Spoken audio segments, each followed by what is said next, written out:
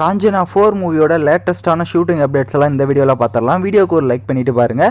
So இந்த படத்தினுடைய shooting பார்த்தீங்கன்னா 50% முடிஞ்சிருச்சு அப்படின்றத அஃபிஷியலாக ஒரு போஸ்டர் மூலிமா வந்துட்டு அவங்களே வந்து அனௌன்ஸ்மெண்ட் பண்ணியிருக்காங்க. ஸோ இந்த படம் பார்த்தீங்கன்னா 2026 வந்துட்டு ரிலீஸ் ஆகுன்றது தான், அதாவது சம்மருக்கு வந்து ரிலீஸ் பண்ண போகிறாங்க.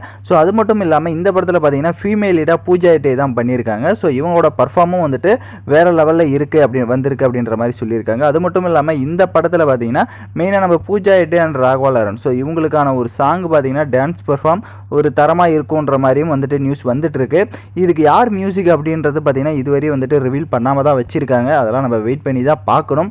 ஸோ நீங்கள் இந்த காம்போவுக்கு எந்த அளவுக்கு ஒரு எக்ஸ்பெக்டேஷன்ஸில் இருக்கீங்க? கண்டிப்பாக இந்த படமும் பார்த்தீங்கன்னா நம்ம ராகவா லாரன்ஸ்க்கு ஒரு தரமான பிளாக் பஸ்டர் அமையும்னு நினைக்கிறேன். பட் வெயிட் பண்ணுவோம் சம்மருக்கு எப்படி இருக்க போகுது அப்படின்ட்டு.